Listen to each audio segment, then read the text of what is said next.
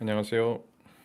서양고대 철학 제5강 1차 시작하도록 하겠습니다. 우리가 지금 그 마음에 대해서 공부를 좀 하고 있는데 마음이란 무엇인가, 또 마음의 기능들이 어떤 것인가 이런 것들을 좀 다루고 있는데 신과 개와 인간의 마음들에서는 이제 현대 심리 철학에서 다루고 있는 이제 그 마음의 개념에 대해서 이야기를 한번 소개를 해드렸고요. 오늘은 이제 서양 고대 철학에서 다뤄지고 있는 그 마음의 개념을 이야기하도록 하겠습니다. 그리스 사람들은 이걸 이제 영혼이라고 부르고 있습니다. 그래서 그 영혼에 대해서 어떤 방식으로 진행이 되는지, 어떤 논의들이 진행이 되는지 이런 것들을 살펴보도록 하겠습니다. 자, 첫 번째로 이제 그 영혼의 개념인데요. 자, 이제 왜 영혼이 그 중요한 철학적 개념이 되는가라고 하는 것을 좀 생각해 보죠. 자, 인간은 이제 특수한 존재입니다. 왜 특수한 존재냐면 인간만이 자기 자신에 대해서 논의할 수 있는 존재이기 때문에 그렇다라고 하는 거죠. 그리고 이 이야기는 인간이 자기 자신에 대해서 생각할 수 있다, 반성할 수 있다, 반추할 수 있다라고 하는 이제 특징을 갖고 있기 때문에 인간은 이제 특수한 존재다라고 이제 이야기를 할 수가 있습니다. 그 사르트르는 이제 인간을 대자적 존재 또는 이제 그 직자적 존재라고 하는 구분을 통해서 이야기를 하는데, 자, 이제 변할 수 없는 것, 뭐 예를 들어서 물이라든지 불이라든지 뭐 이런 것들은 이제 그 직자적인 존재로 스스로 이제 존재하는 것인데, 이건 이제 H2O가 물이고 H2O2는 이제 과산화수소죠. 자기가 자신을 변하게 할 수 있는 것들이 없는 그런 요소라고 이야기할 수 있고, 뭐 물이 나는 불이다 또는 이제 불이 나는 이제 물이다라고 주장할 수 없는 것들이죠. 그러니까 바뀔 수 없는 존재들이 바로 이제 그 즉자적인 존재다라고 이야기하는데, 사르트는 이제 인간은 이제 대자적인 존재다. 다시 말하면 자기 자신에 대해서 대립할 수 있는 존재다라고 하는 이제 이야기를 하게 돼요. 자, 그래서 자기 자신이 어떤 존재인지 스스로 규정할 수 있고 또 그것들을 부정할 수 있다라고 하는 이제 이야기인데, 뭐 대표적으로 이제 자기가 남자면서 여자라고 이야기할 수 있고 또 여자면서 남자라고도 이야기할 수 있는, 생물학적으로 이제 X, Y나 X 염색체는 변하지 않는데 자기 자신이 남자다, 또 자기 자신이 여자다라고 자기 어떤 생물학적인 본성에 거슬러서 이야기를 할 수가 있죠. 뭐 이제 그게 이제 옳든지 그르든지 간에 자기 자신에 대해서 뭔가 반론을 저지를 수 있다, 반론을 던질 수 있다라고 하는 의미에서 어떻게 보면 이제 인간만이 자기 자신을 거스를 수 있는, 그래서 대자적인 인간의 대면에서 또는 대립에 존재할 수 있는 그런 존재다라고 이야기를 할 수가 있어요. 자, 이것의 가장 큰 특징이 자기 자신에 대해서 생각할 수 있는 존재다라고 이제 이야기하는데, 이런 자기 자신에 대해서 생각할 수 있도록 해주는 요소가 무엇인가? 라고 하는 게 이제 철학사에서는 영혼, 뭐 정신, 의식, 마음, 이성, 주체 등등등 이런 이야기들이 논의가 되고 있죠. 자, 이런 것들이 영혼이나 정신이나 의식이나 이런 것들이 있기 때문에 인간은 그 옳음과 그름 또는 좋음과 나쁨 이런 어떤 문제들, 가치 문제 또는 이제 윤리 문제라고 할 수 있는데, 이런 것들에 대해서 생각할 수 있다라고 하는 거죠. 자, 그런데 이제 좋음이나 옳음이나 뭐 나쁨이나 그름이나 이런 것들이 다 똑같지가 않아요. 사람마다 굉장히 다르고 시대마다 다르고 장소마다 다르고, 근데 이제 어떤 절대적인 좋음이나 절대적인 오름이 있는가 이것들을 추구하는 사람도 있고, 아니 뭐 그런 것은 절대 존재하지 않는다. 어느 상황이든 어느 나라든 그 체계 내에서 좋은 것이 있고 옳은 것도 있다라고 이제 이야기하면서 이거에 대한 어떤 의견들이 분분하죠. 하여튼 뭐가 됐든지 간에 인간은 이제 그 물질이면서 생명체이고, 그런 의미에서 신체이면서 동시에 어떤 정신이나 마음을 갖는 그런 어떤 존재다라고 이제 이야기를 할 수가 있습니다. 그리고 이제 이런 어떤 정신이나 영혼이 있어야만 인간이 무엇인가, 인간은 어떤 존재인가라고 하는 이제 인간 존재론이라든지, 또 어떻게 하는 것이 잘 사는 삶인가, 어떻게 하는 것이 올바른 삶인가라고 하는 어떤 실천 철학 이런 것들을 또 논의할 수 있다라고 이제 이야기할 수가 있습니다.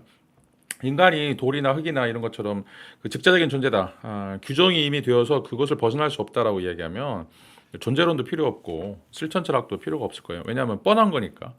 자, 그런데 이제 인간의 삶은 인간의 역사를 보든지 아니면 이제 문학을 보든지 간에 인간은 무엇인가, 인간에 대한 데피니션을 내릴 때 진짜 천차만별이에요.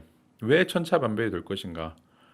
물론 이제 그 안에 어떤 공통적인 요소도 있긴 하지만, 인간은 끊임없이 자기 자신을 부정하고 자기 자신을 벗어나려고 한다라고 하는 그런 의미에서 이런 어떤 가치 문제나 윤리 문제들이 항상 딜레마 상황을 유발한다라고 할 수 있는데, 그것들을 이제 가능하게 해주는 그런 지평들이 바로 이제 영혼이나 정신, 의식, 마음 뭐 이런 것이다라고 이야기를 할 수가 있겠죠.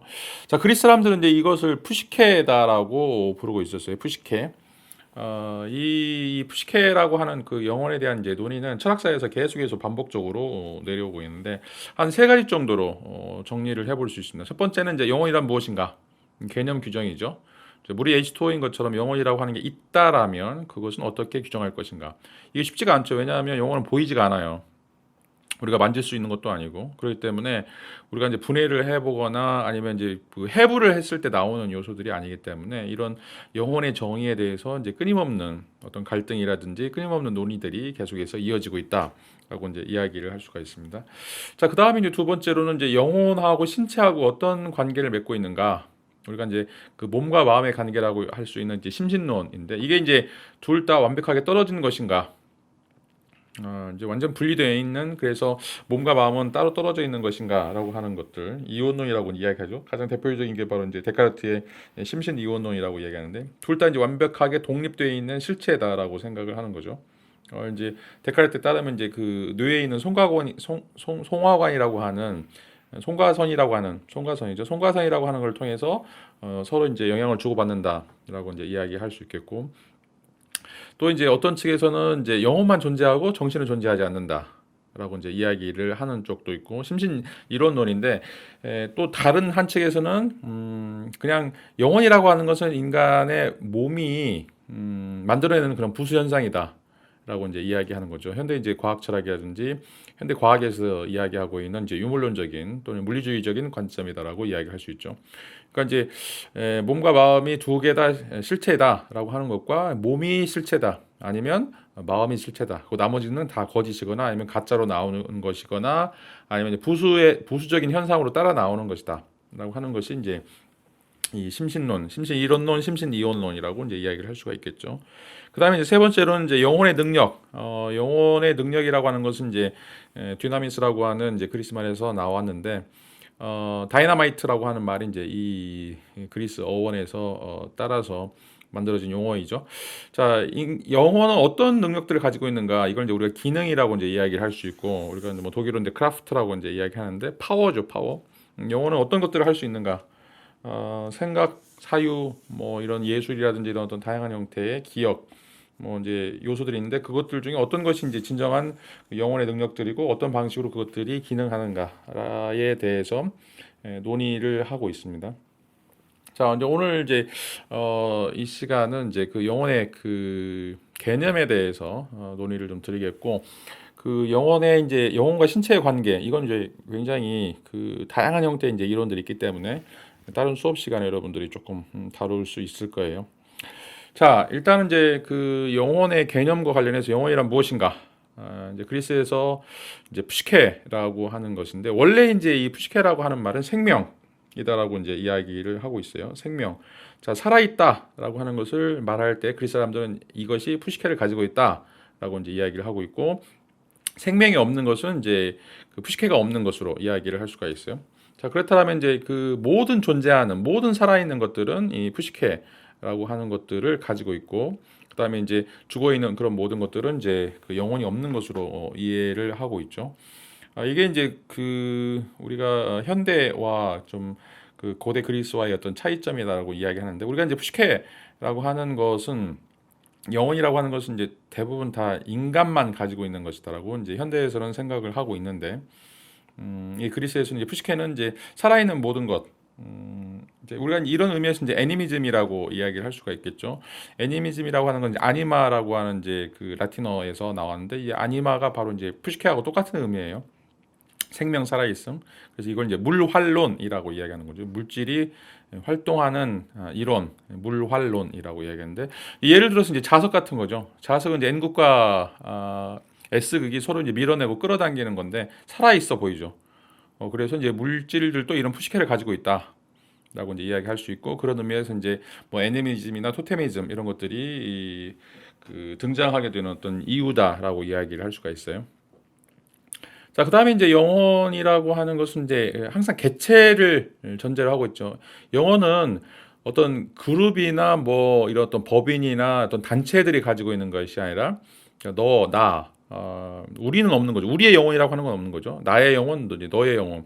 항상 이제 이 개별화된 존재, 개체를 전제하고 있습니다. 그래서 A 개똥이의 영혼, 뭐 B 뭐 그 홍길동의 영혼처럼 이제 항상 개개인이 가지고 있는 그런 어떤 구체적인 속성으로서 영혼의 개념을 좀 이야기를 하고 있죠. 자, 근데 이게 나중에 조금 이제 변화하게 돼요. 이제 그 변화하는 이제 모습은 이제 세계 영혼, 뭐 우주의 영혼 이런 것들 이야기하면서 이건 이제 신을 가리키는 것인데 그 어떤 집단 지성 또는 이제 그 절대 지성 것들을 이제 포함을 하는 의미로서 이 세계 전체의 영혼 또는 우주의 영혼이라고 이제 얘기할 수 있습니다. 이건 어떻게 보면 이제 그 범신론이라고 이야기를 하는 거죠. 스피노자에 따르면 자 이제 이 세계에는 능산적 자연, 뭔가를 만들어내는 이제 자연이 있고 또 소산적 자연, 그 만들어진 것도 자체로서 자연이 있는데 자연은 이제 스스로 만들어내고 또 만들어진 것 그 자체가 되고 그래서 이제 이 세계 전체가 영혼이다라고 이제 이야기를 할 수 있죠. 신은 이 세계를 창조하는 어떤 창조주이면서 동시에 이제 그 신이 자신의 그 창조적 행위를 통해서 만들어진 그런 존재. 그래서 우리가 이제 인간도 신의 자손이라고 얘기하는 거죠. 모든 것들이 다 신의 어떤 그 말씀을 통하든지 아니면 신의 어떤 창조적 행위를 통해서 드러난 것이기 때문에 이 모든 것이 또 이제 그 신 속에 포함된다라고 이야기를 할 수 있죠. 기독교에서 이제 이 모든 세계가 신의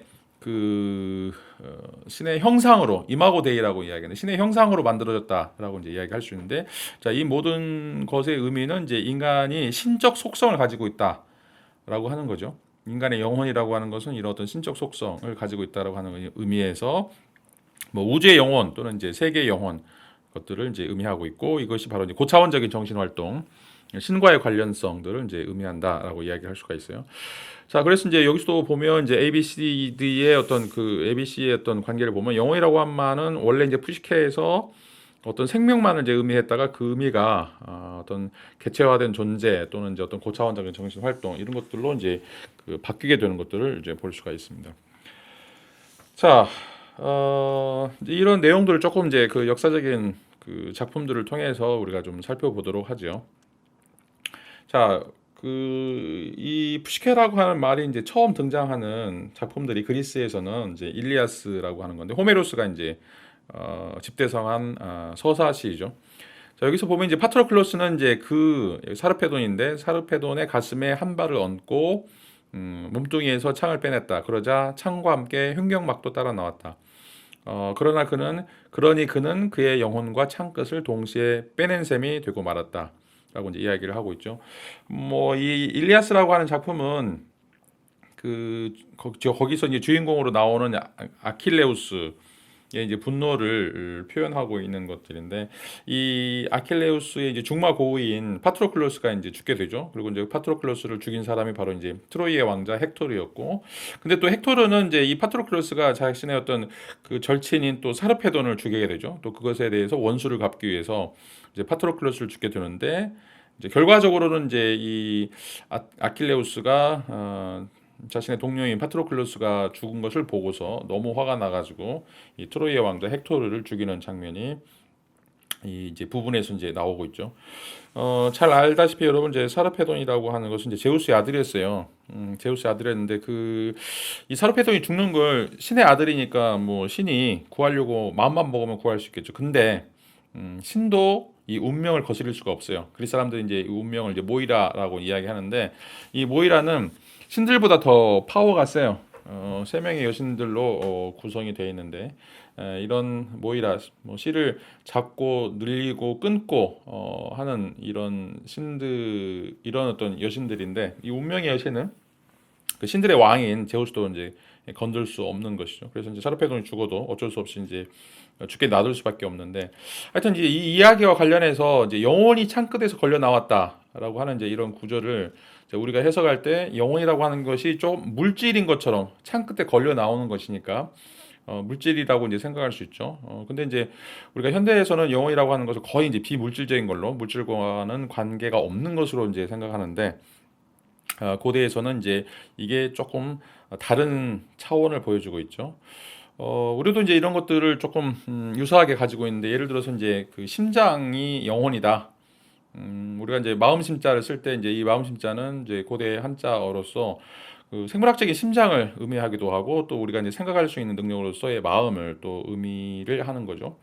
자, 그래서 이제 여기서 영혼이라고 하는 것은 물질인데 굉장히 좀 영묘한 것, 신비스러운 어떤 것이다라고 이제 이야기를 할 수가 있어요.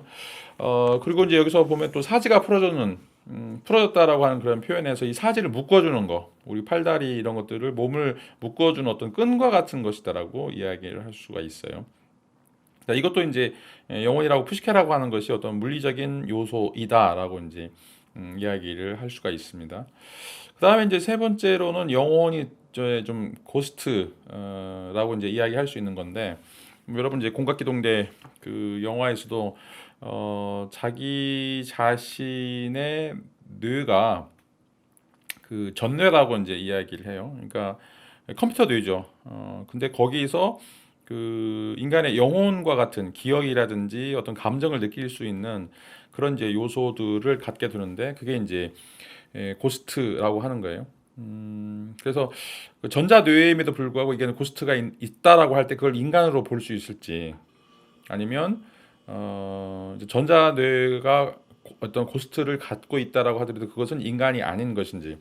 자, 그런데 이제 그 인간의 어떤 개념적인 정의를 내려보면 우리가 이제 앞에서도 얘기했던 것처럼 뭔가 활동할 수 있는 그런 어떤 의식하고 뭔가를 느낄 수 있는 어떤 감정들, 이게 행동의 차원과 경험적인 차원에서 인간의 마음이라고 하는 것, 인간의 이제 그 영혼이라고 하는 것을 현대에서는 그렇게 규정을 하고 있죠. 그렇다면 그런 규정에 따르면 어떤 것을 느낄 수 있고 어떤 것을 할 수 있다라고 하는 그런 의미에서 이 전자뇌도 우리가 이제 고스트를 가지고 있기 때문에 인간으로 인격으로 봐야 된다라고 하는 생각을 이제 할 수가 있는데, 자 이제 이런 생각이 고대에도 이제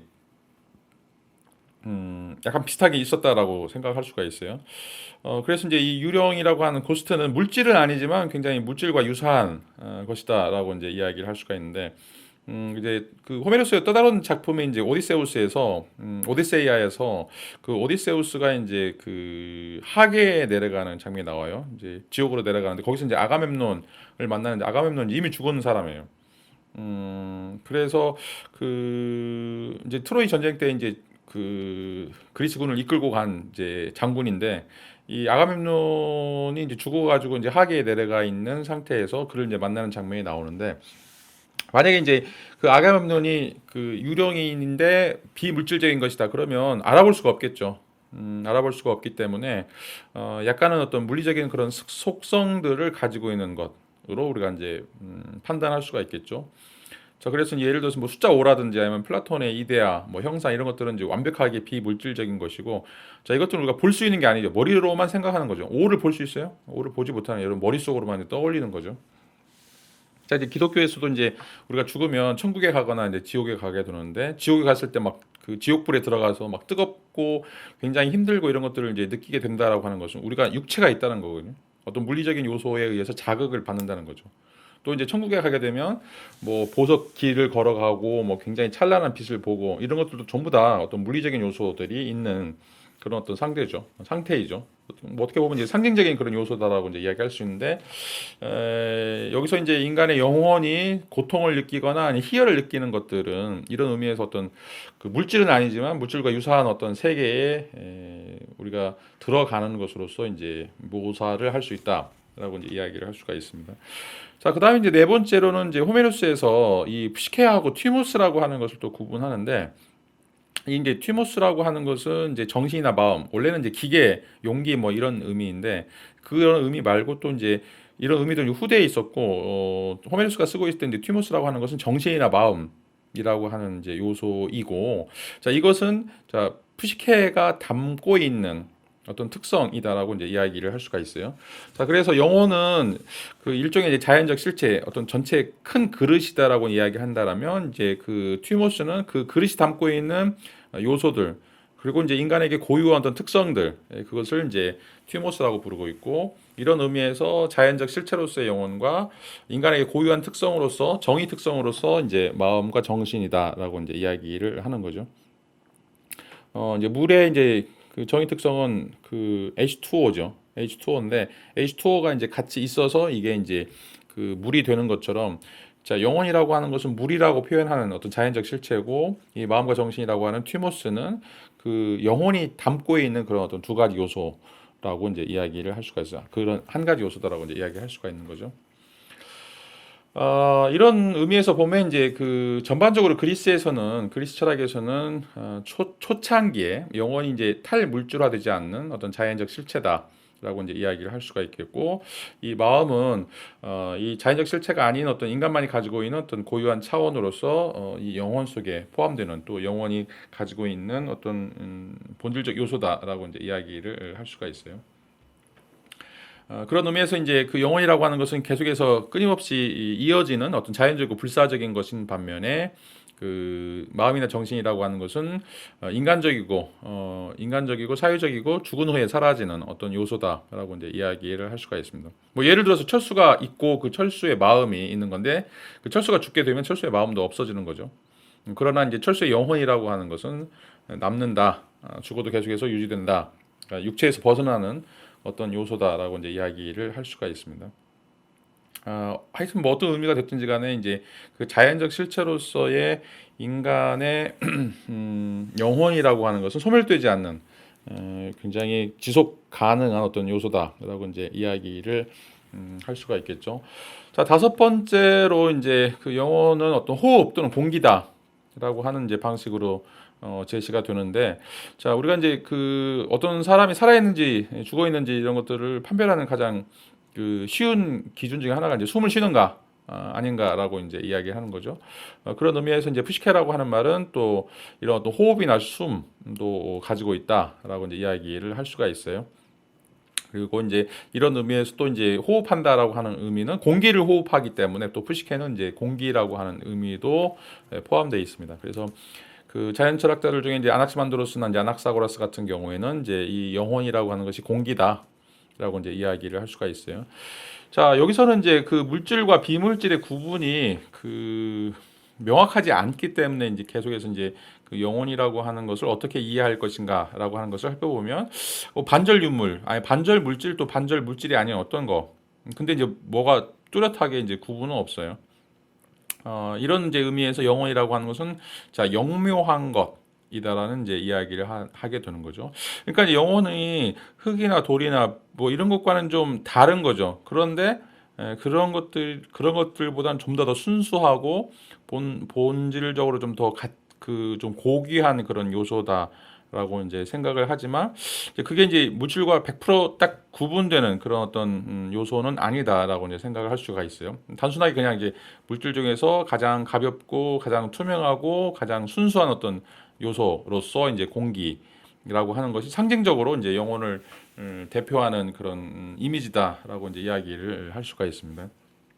자, 동양 철학에서도 이제 이런 이야기들이 이제 많이 나오는데, 예를 들어서 이제 기의 청탁이라고 얘기하죠. 우리가 이제 기라고 하는 것은 뭐 단순하게 이야기하면 이제 물질이라고 이야기할 수 있겠고, 이제 리라고 하는 것은 이제 물질을 움직이는 원리, 이제 플라톤적으로 얘기하면 이제 형상이라고 이제 하는 건데, 자, 기가 이제 얼마나 맑고 탁한가라고 하는 것에 의해서 이제 고체가 되거나 뭐 기체가 되거나 이런 것들로 이제 세상을 구성하는 요소들이 이제 만들어진다라고 이제 이야기를 할 수가 있습니다. 그런데 여기서 이제 그 가장 그 부드럽고 영무요한 이런 어떤 맑은 기가 바로 이제 인간의 그 심성, 인간의 이제 마음 또는 영혼이다라고 이제 이야기를 할 수가 있겠죠. 자, 이런 어떤 그 영혼을 물질로 보는 이런 세계관은 이제 나중에 데모크리토스에 의해서 이제 원자론으로 이제 발전하게 되죠. 인간이라고 하는 것은 이런 어떤 원자로 이제 구성이 되어 있다. 더 이상 나눌 수 없는 어떤 이제 물리적인 입자라고 하는 걸 이제 원자라고 얘기하는 거죠. 아톰이라고 이제 얘기하는데, 이제 아토모스라고 그리스 말은 되어 있는데, 아는 이제 나누다, 아니 이제 아는 이제 나누지, 아니 뭐뭇이 아니다라고 하는 말이고, 자, 이제 토모스는 이제 토메오라고 하는 말에서 나오는데, 이건 자르다라고 하는 거예요. 그러니까 더 이상 자를 수 없는 것이 이제 원자다라고 이제 이야기를 할 수가 있겠죠. 하여튼 이제 어떤 방식이 됐든지 간에 이 자연철학 시대에는 영혼이라고 하는 것이 물질이고, 그런데 이제 흙이나 불이나 물이나 이런 것과는 달리 가장 영묘한 것, 순수한 것으로서 이제 사람들이 이해를 하고 있다라고 하는 거죠. 자, 그런데 이제 이 개념이 소크라테스가 등장하면서 이제 BC 5세기경에 소크라테스가 등장하면서 완전히 다른 개념을 갖게 돼요. 그것은 이제 이 영혼이라고 하는 것이 더 이상 물질이 아니라 물질과는 완전히 다른 비물질적인 것이다라고 하는 이제 이야기가 나오게 되는 거죠. 자, 그런 의미에서 이제 소크라테스는 이 영혼에다가 영혼 개념에다가 이제 자연주의, 자연주의라고 하는 것은 이제 자연과 문화를 구분하는 이제 이분법은 타당하지 않고 인간도 문화도 이 자연 속에 다 포함되어 있다라고 하는 것이죠. 어떻게 보면 이제 모든 것들 다 물질로 환원하는 어떤 물리주의다라고 이제 이야기를 할 수가 있어요.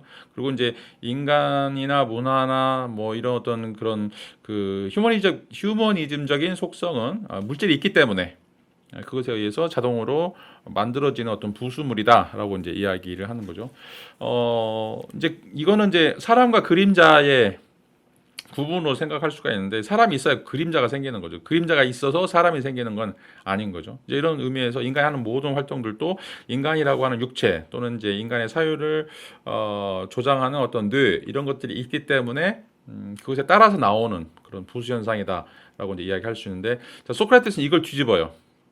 소크라테스는 이런 어떤 자연주의에 대해서 이제 반기를 들고 자 인간의 몸, 인간의 신체와 구분되는 어떤 세계가 따로 독립적으로 존재한다라고 이제 이야기를 하고 있습니다. 이게 이제 자연 세계라고 하는 피시스와 그 다음에 이제 관습 또는 법 세계라고 하는 이제 노모스의 구분이다라고 이야기를 할 수가 있어요. 자 자연 세계는 우리 육체 또 우리 육체를 구성하고 있는 여러 가지 이제 원자라든지 분자의 세계라고 이야기를 하고 물리학이나 화학 뭐 이런 것들이 지배하는 그런 세계다라고 이야기를 할 수가 있습니다. 자, 그런데 인간은 앞에서도 얘기했던 것 자기 스스로 자신에 대해서 뭔가 고민하고 성찰하고 반성할 수 있는 그런 존재이기 때문에 그런 존재들이 만들어낸 것들이 이제 도덕이나 관습이나 법 이런 것들이죠. 이걸 이제 노모스다라고 이야기를 하고 있는데 자 이런 세계가 이 자연 세계와는 평행하는 그런 세계다. 자연 세계로 절대 환원될 수 없는 그런 세계다라고 이제 이야기를 하고 있습니다.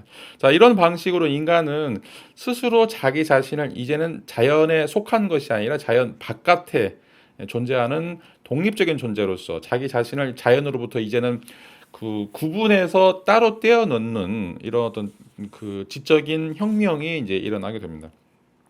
자, 이런 방식으로 이제 영혼이라고 하는 것은 더 이상 물질이 아니라 비물질이고 이 비물질은 물질과는 전혀 다른 것이다라고 하는 어떤 이원론적인 사고가 이제 시작이 되고 이런 방식에서 이제 물질과 신체와 대비되는 어떤 영혼과 정신 개념이 새로 정립되게 됩니다.